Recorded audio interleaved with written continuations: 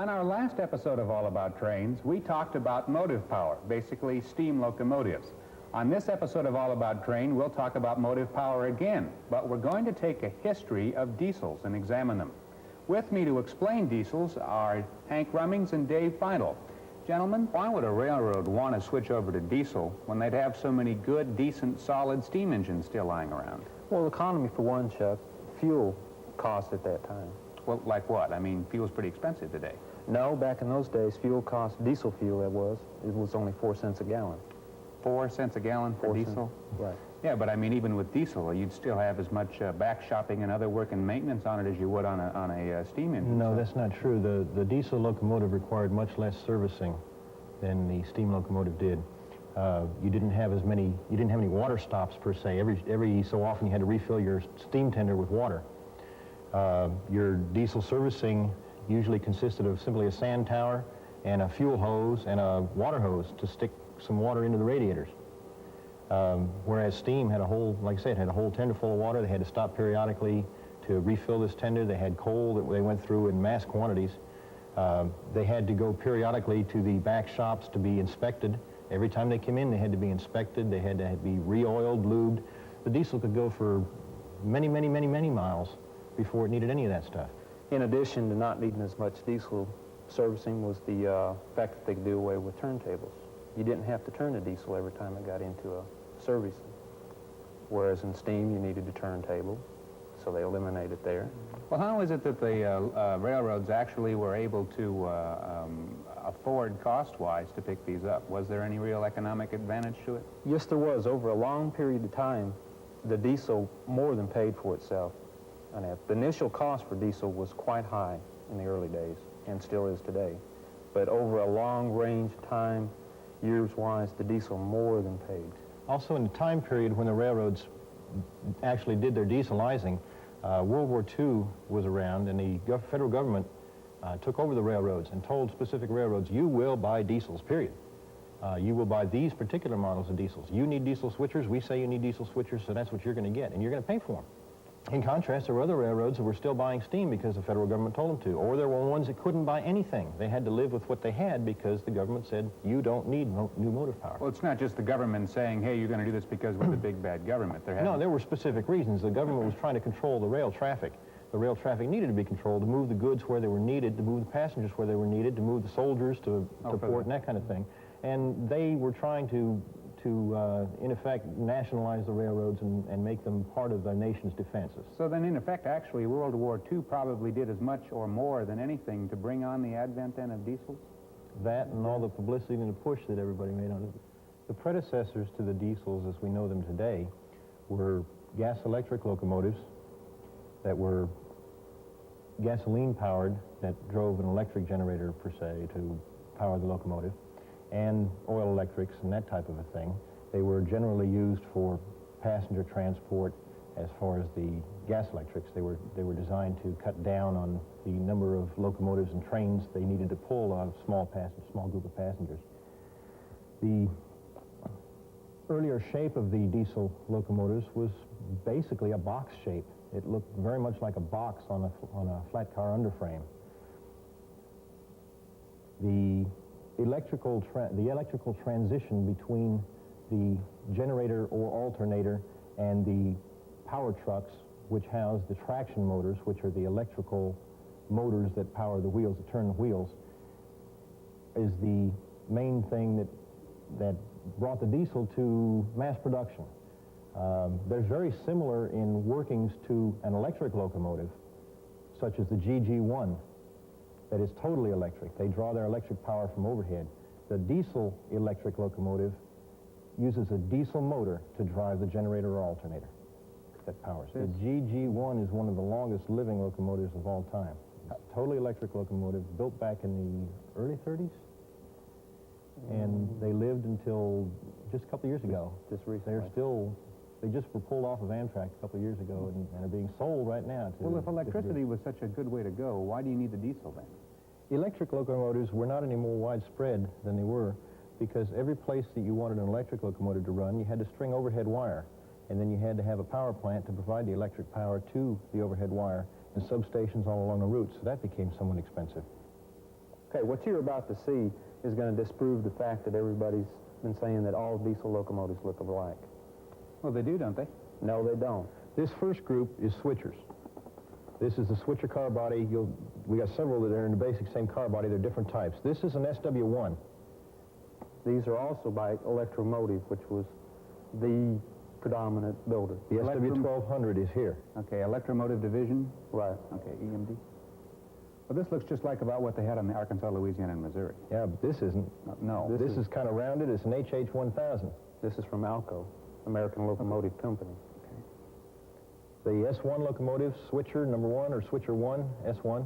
This was a 660 horsepower locomotive. The S4, which is a 1,000 horsepower Why do they have locomotive. this square box up in the front? That's radiator. That's a radiator? Radiator fan. Radiator. Right. Mhm. This is from Baldwin. This is an early Baldwin locomotive. Their switcher. This is S12, which is a later Baldwin locomotive. Okay, now these are all switchers, so they all look These pretty are much all the switchers, same. so they have a cab at one end, basically.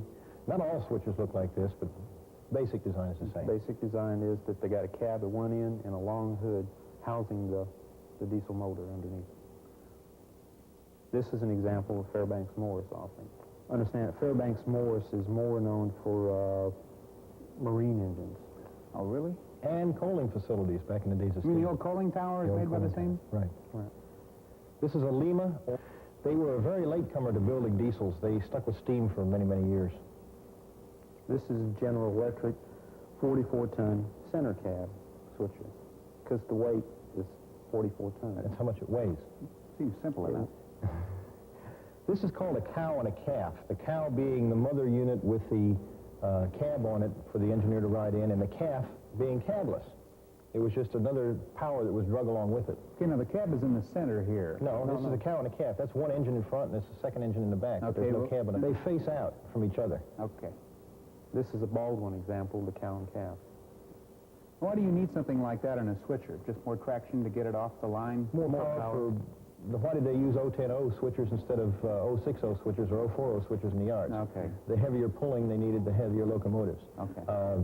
The cow and calf version was available all the way up. They had even 4 strings of one cow and 3 calves.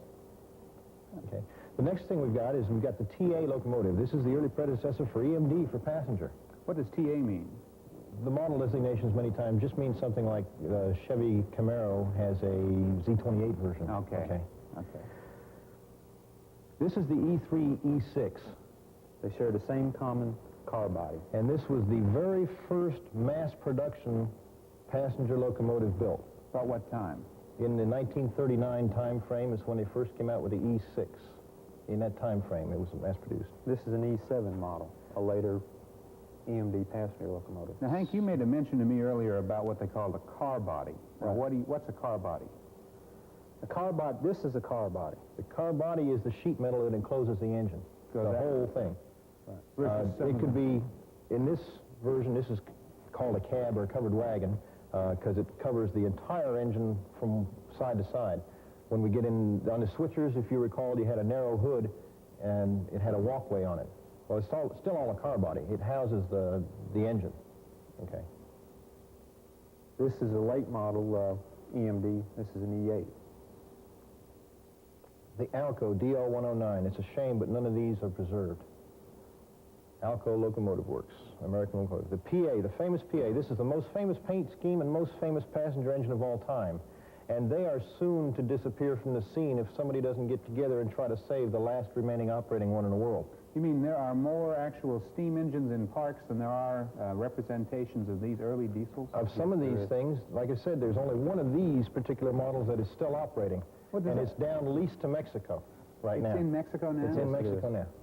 What would it take to get it back? I don't know, but they've got a society that they're trying to get together in order to try to purchase it or restore it and bring it back to America and put it on display somewhere, possibly even run it here.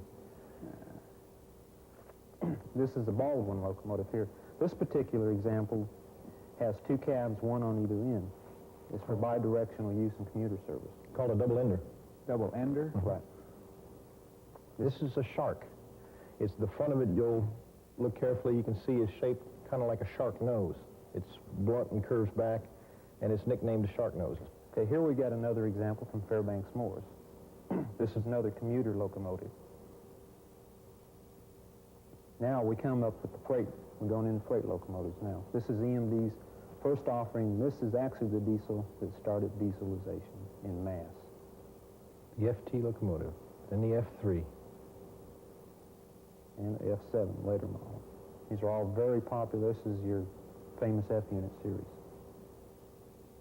The FP7, this is a dual-service locomotive, FP being freight or passenger. These happen to be 4 feet longer than their comparable F designation. That's why the F, for an F unit then, the F stands for freight? Well, in this case, it worked out that way. Okay. This is by the same builder that gave you an E unit for passenger, though, so it doesn't, it doesn't really compute. Okay. Now we have an example, Chuck, of Alco's answer to EMD's F unit.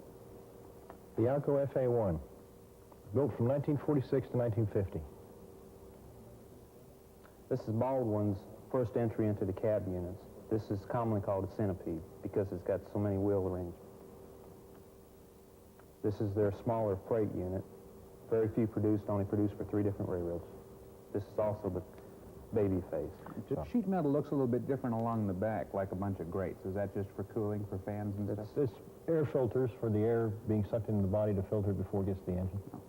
Keeps the engine room cool. This is Fairbanks-Morse's Erie built. Reason why it's called Erie built, because it was built in Erie, Pennsylvania. Okay. This is their popular Sealiner series, Fairbanks-Morse still. Now this is GE's one venture into cab units. You will notice that it looks a lot like the Alco FA. This goes back to the early Alco-GE partnership. This was an interesting thing. The company that produced this engine was the Ingalls Shipbuilding Company.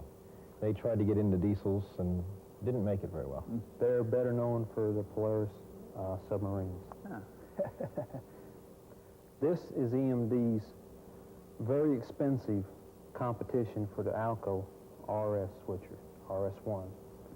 Very, very costly to produce, just so they could get into the road switcher. About what time did they build these, roughly? 1948 and 49 is when they were built. This BL2 here was actually an F unit with a different sheet metal on it to try to get the same general shape and be competitive with the Alco road switcher units that were coming out. This is the beginning of the hood units. Okay. The hood units, the body does not go full width. You've got a walkway down the side. The hood, the sheet metal covers strictly the engine area. Therefore, it's a hood, like on a car, covering the engine. Okay, this is an example of EMD's first road switcher, official road switcher, GP7. General purpose was the designation for this one. This is later on, and also you will notice it's a chopped hood in front of the cab. This was prompted by the railroads wanting better visibility. They couldn't see out around that little short hood. For a while, the short hood became the option. The chop nose was an option. Later on, that became the standard, and the high nose became the option. This is Alco's example of the road switcher. They were actually the first ones to go into the road switcher. This is the famous RS1, and it was probably one of the longest-running production-wise road switchers. The RS1 was produced from 1941 till 1960. When you talk about a road switcher, that's something that has the ability to take traction like in the yard, but can go out and handle the speeds of going out on a main line to spot cars and deliver freight and go back. Is that the main reason for a designation? Correct. Very dual purpose, yes. Okay. Good visibility for switching and the power for pulling the main lines. Well, got one right. Okay, now this is a very rare example. This is still an RS1, an Alco, but this is from the Alaska Railroad. They shrouded the RS. They had some specially built ones because of the cold temperatures and the snow and everything to keep the engine warmer in the Alaska climate. An RS3. This is Baldwin road switcher. This is Fairbanks-Morse. And again, we got Lima. They also ventured into the road switcher. Now, in the general categories, as you see, the general shapes are similar, but like you say, the rounded appearance of some is different from the squarish appearance of others. even though they're built for the same general market. What about all the paint schemes? I'm noticing a lot of, for instance, this one, there's a lot of white lines and everything on the front. Is that visibility again mainly for that? Also, the railroads tended in the early days to have a more elaborate paint scheme. The diesel was the thing, and it was the symbol. It was a big show. In later years, it became too costly to reproduce the paint scheme, so they went to a single solid color with just lettering stenciled on the side. Now they're starting to switch back a little bit because of the publicity and public relations they can get from having a pretty looking engine. Good marketing tool. Okay, now we get into what is called the Vsd Switchers. The other ones, if you'll notice, were four-wheel trucks. These are six-wheel trucks. Okay. SD for special duty. Okay. This is EMD's SD9. This is Alco's. RSD5. And this is the famous Alligator. Alligator? Yes. The main reason why it's called an alligator because of the short hood. It is extremely long. Railroads always looking for bigger and more powerful locomotives. This was Baldwin's answer in the form of a center cab transfer locomotive. What was center cab transfer? I don't understand. Okay, the cab's in the center of the locomotive, and it's a transfer service from yard to yard, just pulling long haul, big blocks of cars from one railroad yard to another. Might also point out that there is a motor under each hood that is actually two locomotives spliced together. This is Lima's answer to the same locomotive. Okay, now we're getting into what is officially called the second generation. What you've been looking at so far has been first generation. Now, somewhere around 1959, 1960 is about when the second generations came in. This is EMD's SW1500. Alco C415. This is the EMD's GP20. This was also EMD's first venture into turbocharging. The GP30 with huge air conditioning blisters. Very reminiscent of the time the car designs also at this time were very elaborate. GP20 shows a lot of the influence GM's other. The GP35, very good seller. Okay, now GP35, again, we're talking about general purpose. This is another one by EMD. Right. This is basically just an evolution over the others that we saw. Yes. Okay, I noticed that some of it, you're talking about the cars. Some of it, like on the front, again, it's got that fancy paint scheme, but in that low part of the nose. Is it fuel? A toilet. A toilet? Yes. That is all that's housed in that low nose is a toilet. Oh. Sorry I brought that up. This is GM&O's GP38. The Jeep 38 was the largest selling locomotive of all time, especially if you take into consideration the Dash 2 series, which is just they had a cutoff. They said, well, from this time forward, we're going to produce what we call the Dash 2. It's a major update of electrical accessories, electrical cabinets, and that type of thing. This is Alco's C420. This is their Century series. They were, again, it was basically internally, it was the same as their other RS switchers, but in this case, the body is air-sealed. Air-sealed? Yes, it's a completely air-sealed body. There's So what, not as much dirt and grime to get in? right, more efficient. This is a General Electric's U-boat series, the early part. This is the U25, U standing for Universal Locomotive, So they could use it for anything? supposedly. Yes. Okay, now we're going to get into second generation six-axle power. This is an example of EMD's popular SD40. The SD40 probably sold more of the six axles than most any other locomotive. It was extremely popular with the different railroads. This is the SD45. This is General Electric U30C. The C standing for six axle, where the B stood for four axle. Okay. This is an example of the U36C. Alco's version is C636.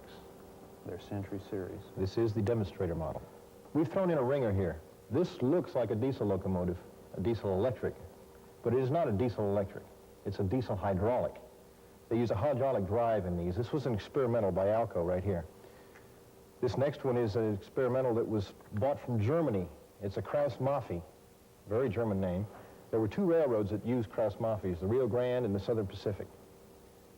Okay, this is the DD40X. DD mean 4 axles as opposed to the 6 in the 4-wheel axle. This is General Electric's four-wheel axle. It's a U50B. And this is the U50C. Okay, now we've gone through the first, the second generation. Now we're getting into third generation power. This is EMD's MP15. It's a dual-purpose yard and road switcher. This is a GP40-2. This is an SD40-2. Special duty versus general purpose. Right. Four-wheeler versus six-wheel. This is a GP15-1 as opposed to the -2. It is an intermediate general purpose switcher.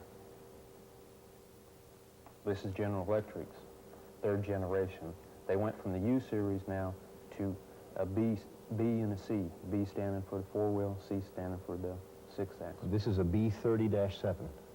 The 7 standing for what year it was produced. This is EMD's SD40T-2.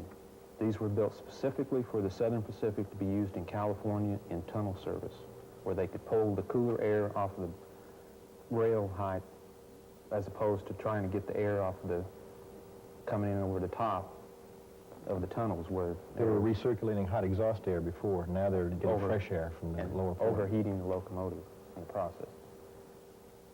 This is another EMD example. This is kind of a throwback to your old cab units. This is a cow unit. Now, are these built off of old units then? Is that why they're... No, these are completely different locomotives. In the early cab locomotives, they used the actual sheet metal as part of the structural member of the engine. This is not.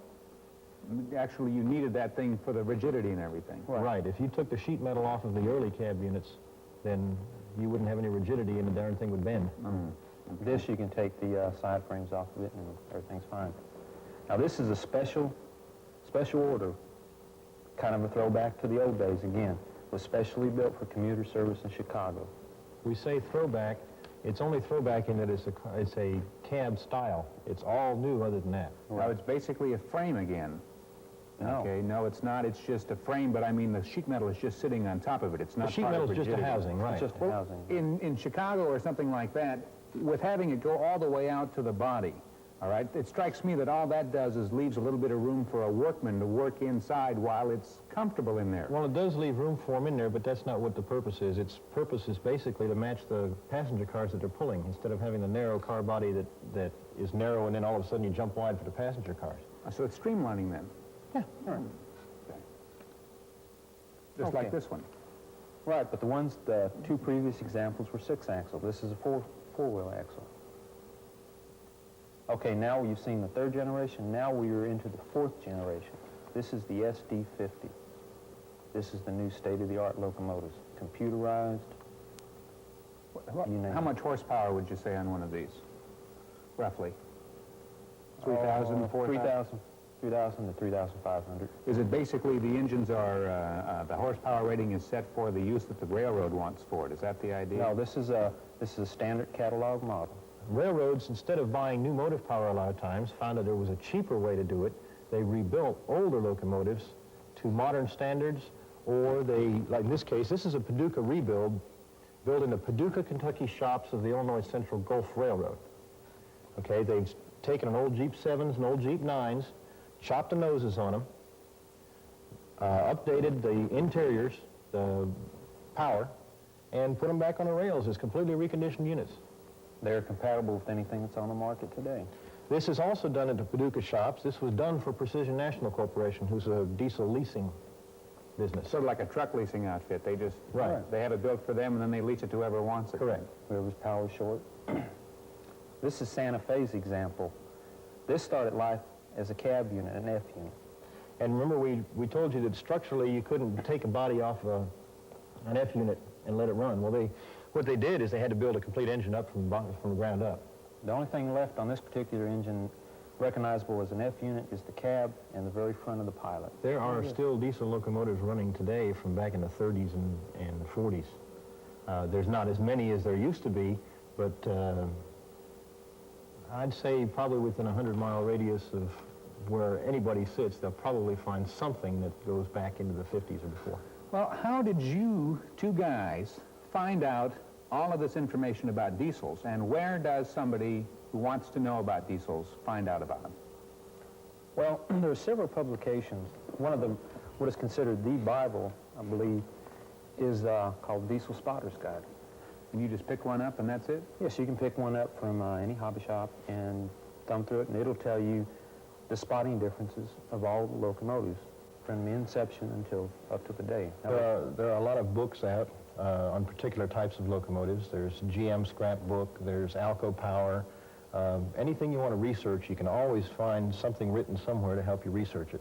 The magazines issued monthly, etc. Hank, Dave, thank you for being with us today.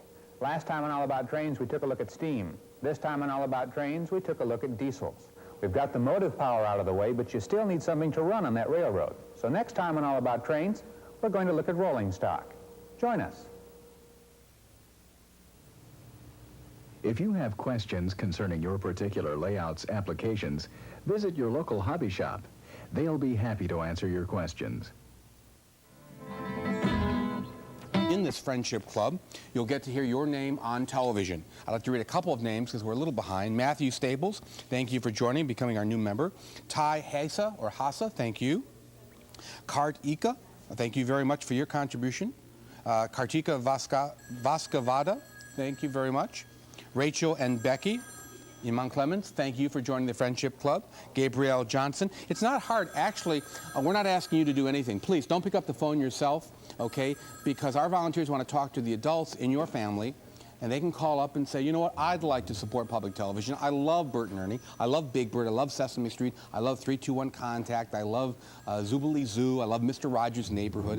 I'm going to support public television by making a contribution of $30 or more. The more, the better, but we'll take whatever donation, whatever contribution your parents feel they can handle to support quality children's programs just for you. Harvey mentioned, who do you love? Well, a lot of people love Sesame Street, but don't back it up with some tangible show of support. And we really are asking you to call us with any amount today so we can work away at that big, big goal of so many pledges that we need around this brief break. 15 pledges this break. We're just about to go into All About Trains. We'd like to thank you and salute your support for Sesame Street. So you've got to call so we can do that first. And we do have a few names. Daniel C. Harden, look at this. Here it is, live and in color. Your package is ready for the mail. Thank you for calling and joining the Friendship Club. We really appreciate that. And thank you, callers Grace Zokola and Brian Anthony, for calling in and making those pledges this morning and helping us to reach our goal of 15 for this break. We're going to have a package going out to Mount Clemens for Robertson Wall.